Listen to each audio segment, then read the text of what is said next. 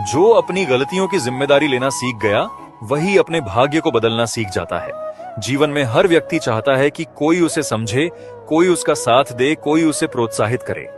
लेकिन सच्चाई ये है कि सबसे पहले तुम्हें खुद को समझना होगा, खुद का साथ देना होगा, खुद को प्रेरित करना होगा। क्योंकि जब तक तुम अपने सबसे अच्छे मित्र नहीं बनते, तब तक दुनिया का कोई भी व्यक्ति तुम्हें स्थायी सहारा नहीं दे सकता। तुम कई बार महसूस करोगे कि लोग तुम्हारी मेहनत नहीं देख रहे, तुम्हारी कोशिशों की कद्र नहीं हो रही, तुम्हारी बातों को गंभीरता से नहीं लिया जा रहा। और यही वह समय होगा जब मन हार मानना चाहेगा। लेकिन यही वह समय है जब तुम्हें अपने भीतर की आवाज सुननी है। श्री कृष्ण कहते हैं, संसार तुम्हें तब तक नहीं पहचानेगा जब तक तुम स्वयं को पहचान नहीं लेते। इसीलिए दूसरों की स्वीकृति का इंतजार करना बंद करो, क्योंकि जो स्वयं पर विश्वास करता है उसे दुनिया की स्वीकृति की जरूरत नहीं होती।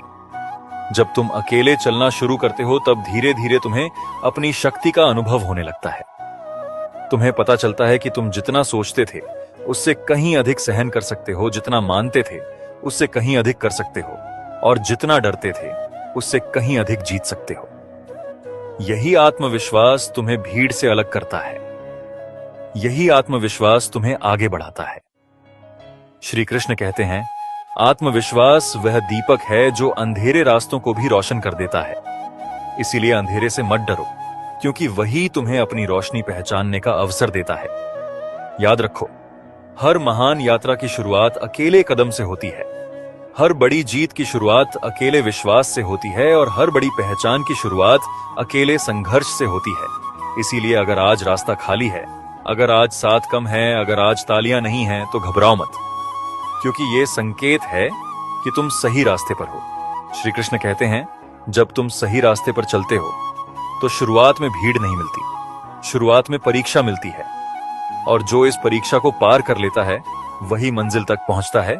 इसीलिए चलते रहो, रुकना मत, क्योंकि रुकना सबसे बड़ी हार है।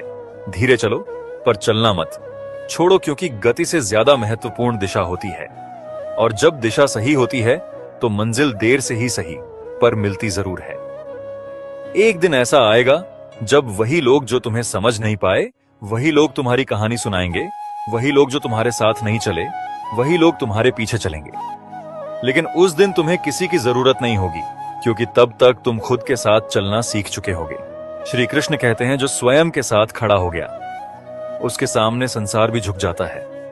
इसीलिए आज से अकेलेपन को कमजोरी मत समझो, इसे अपनी शक्ति बना लो, इसे अपनी साधना बना लो, इसे अपना मार्ग बना लो, क्योंकि यही मार्ग तुम्हें तुम्हारी सबसे बड़ी जीत तक ले जाएगा। और जब एक दिन पीछे मुड़कर देखोगे तो समझोगे कि अकेले चलने का निर्णय ही तुम्हारा सबसे सही निर्णय था।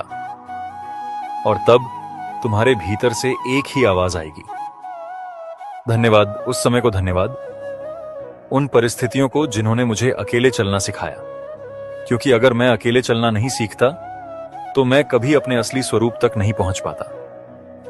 और श्री कृष्ण कहते हैं, जो अपने असली स्वरूप तक पहुंच गया वही सच्चे अर्थों में सफल हो गया, वही सच्चे अर्थों में मुक्त हो गया।